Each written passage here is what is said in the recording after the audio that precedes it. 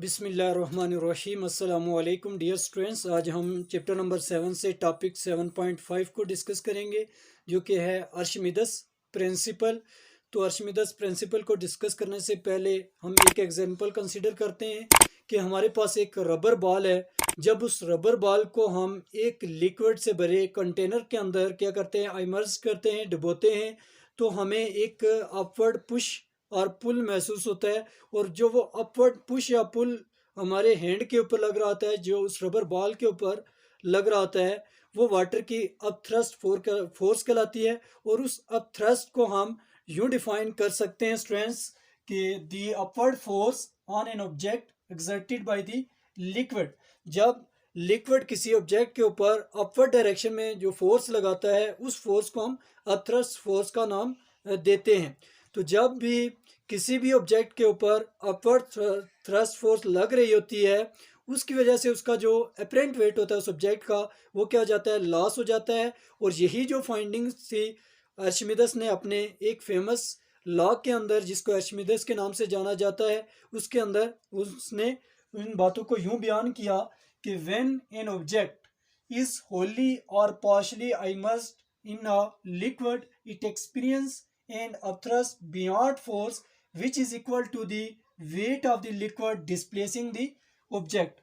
वो कहता है कि when an object is wholly or partially immersed in a liquid, कि जब एक ऑब्जेक्ट को कंप्लीटली या उसका कुछ पोर्शन क्या करते हैं, लिक्विड के अंदर डुबोते हैं, it experience an upward thrust, up thrust. और वो ऑब्जेक्ट क्या फील करता है उस वक्त, एक अप थ्रस्ट फील करता है, एक अपवर्ड फोर्स फील करता है, जो इक्वल किसके होती है, which is equal to the weight of the liquid. जो कि इक्वल होती है किसके, वो force weight of the liquid के इक्वल होती है, डिस्प्लेस बाय द ऑब्जेक्ट, जो उस ऑब्जेक्ट ने डिस्प्लेस किया है लिक्विड, उसके वेट के इक्वल होती है। तो इसी बात को हम मैथमेटिकली एक्सप्लेन करने के लिए, प्रूव करने के लिए हम कंसीडर कर लेते हैं एक कंटेनर, और इस कंटेनर को लिक्विड के साथ हम फिल कर लेते हैं। ये हमने कंटेनर ले लिया और इस कंटेनर को हमने लिक्विड के साथ फिल कर लिया है, और इसके अंदर हम प्लेस करते हैं, पुट करते हैं एक सॉलिड सिलेंडर।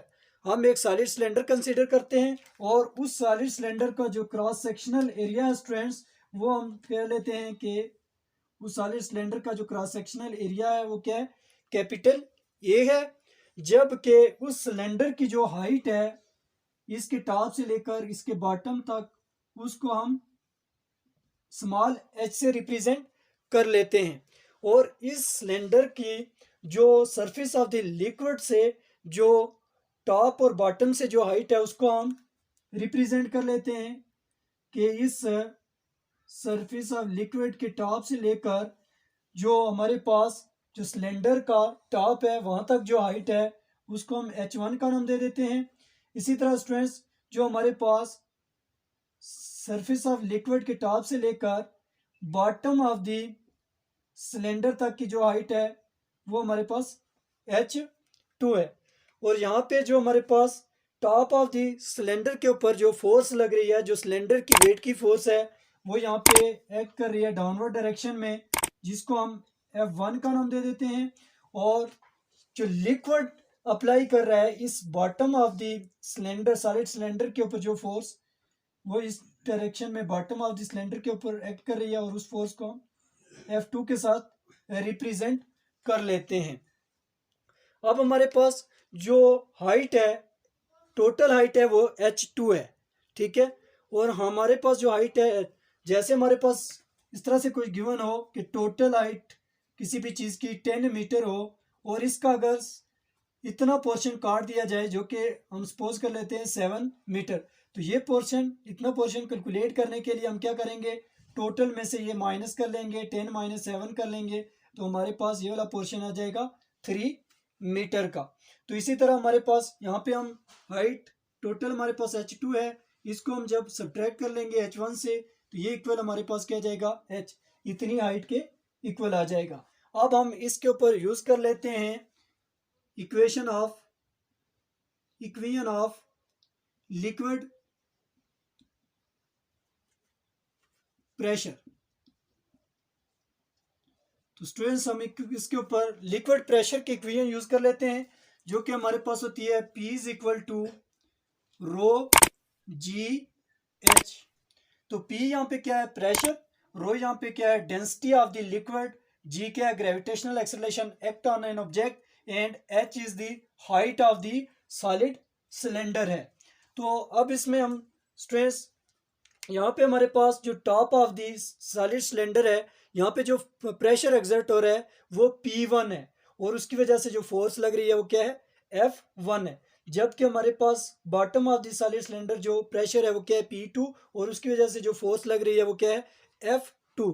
तो इस, अगर टॉप के लिए हम प्रेशर लिखना चाहें तो इसी इक्वेशन को हम लिख सकते हैं P1 is equal to rho g into क्या आ जाएगा, H1 आ जाएगा। तो इसी तरह सिमिलरली हमारे पास बॉटम पॉइंट के लिए आ जाएगा P2 is equal to rho g H2 आ जाएगा। हम यहाँ से ये फोर्स कैलकुलेट करना चाहते हैं जो टॉप के ऊपर एक्ट कर रही है लिक्विड की वजह से, और वो फोर्स जो लिक्विड अप्लाई कर रहा है किसके ऊपर, बॉटम ऑफ द सिलेंडर के ऊपर, वो हम कैलकुलेट करना चाहते हैं। तो वो कैलकुलेट करने के लिए हम फार्मूला यूज करते हैं प्रेशर का। प्रेशर होता है, pressure is equal to force per unit area. तो यहाँ से हम फोर्स कैलकुलेट करना चाहते हैं स्टूडेंट्स। तो force as it is, area यहाँ पे डिवाइड हो रहा है, दूसरी जानब लेके जाएंगे तो ये जाके क्या जाएगा, दूसरी जानब मल्टीप्लाई हो जाएगा, तो P इंटू ए आ जाएगा। Force is equal to pressure into area आ जाएगा। अब हमारे पास अगर हम टॉप ऑफ द सिलेंडर की बात करें तो यहाँ पे हमारे पास जो फोर्स एक्सर्ट हो रही है वो क्या है, F1 है। तो फिर हम इसी इक्वेशन को लिख सकते हैं F1 is equal to pressure यहाँ पे जो एक्सर्ट हो रहा है फोर्स 1 की वजह से वो क्या है, P1, और area A as it is आ जाएगा।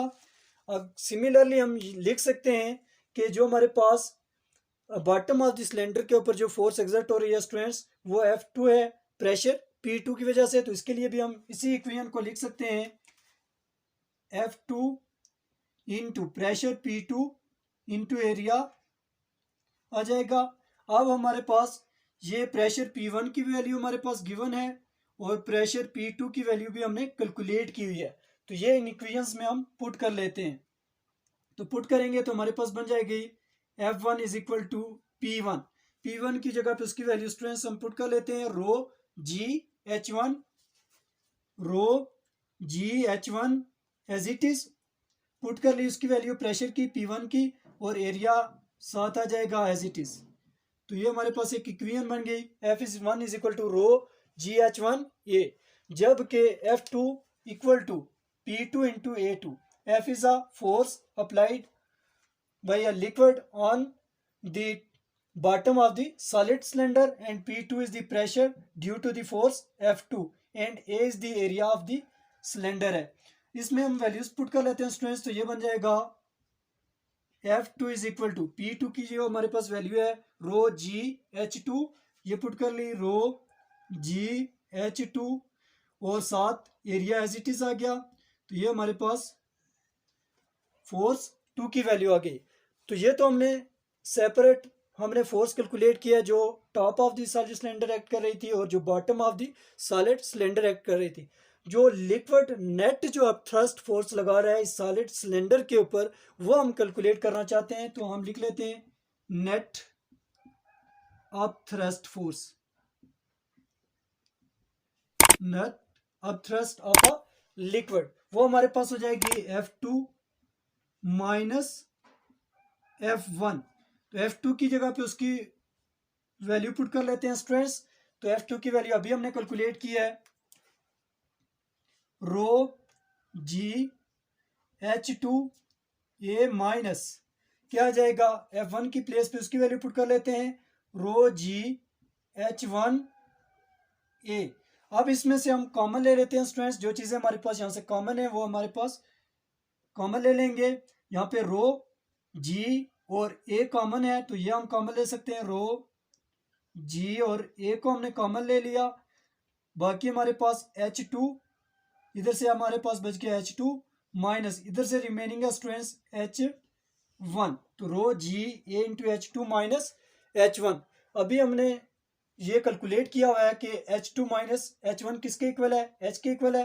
तो इसकी प्लेस पे ये वैल्यू पुट कर लेंगे, रो g A into H2 minus H1 की जगह पे क्या आ जाएगा, H आ जाएगा। तो फर्दर अगर स्टूडेंट्स हम इसको सिंप्लीफाई करें तो ये हमारे पास आ जाएगा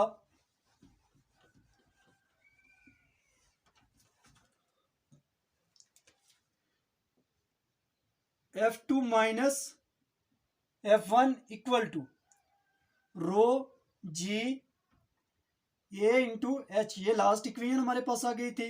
अब हमारे पास ए एरिया है, एच क्या है, हाइट है, rho is a density of liquid and g is a gravitational acceleration है यहाँ पे स्टूडेंट्स। तो ए हमारे पास एरिया है, तो एरिया होता है लेंथ मल्टीप्लाई बाय विड्थ, और जब इसके साथ हाइट भी मल्टीप्लाई हो जाए तो ये हमारे पास वॉल्यूम बन जाता है। तो हम फिर लिख सकते हैं therefore A h is equal to V, कि ये वॉल्यूम की इक्वल है। तो यहाँ पे हम लिख सकते हैं F2 minus F1 net thrust force is equal to rho g, और ए एच की जगह पे हम लिख सकते हैं स्टूडेंट्स V। तो ये हमारे पास V क्या है, volume of the solid cylinder, जो कि इक्वल होगा किसके, वेट ऑफ द लिक्विड, उस लिक्विड के वेट के इक्वल होगा जो इस सिलेंडर के इस लिक्विड के अंदर पुट करने की वजह से डिस्प्लेस हुए, उसके वेट के इक्वल होगा। तो ये हमारे पास यहाँ से आ गया net of thrust force F2 minus F1 is equal to rho g V. तो यही हमारे पास जो है आर्चिमिडस प्रिंसिपल को क्या करता है, सेटिस्फाई करता है स्टूडेंट्स। तो ये था हमारे पास आज का topic students, Archimedes principle. Next video lecture में हाजिर होंगे एक नए टॉपिक के साथ, तब तक के लिए अल्लाह।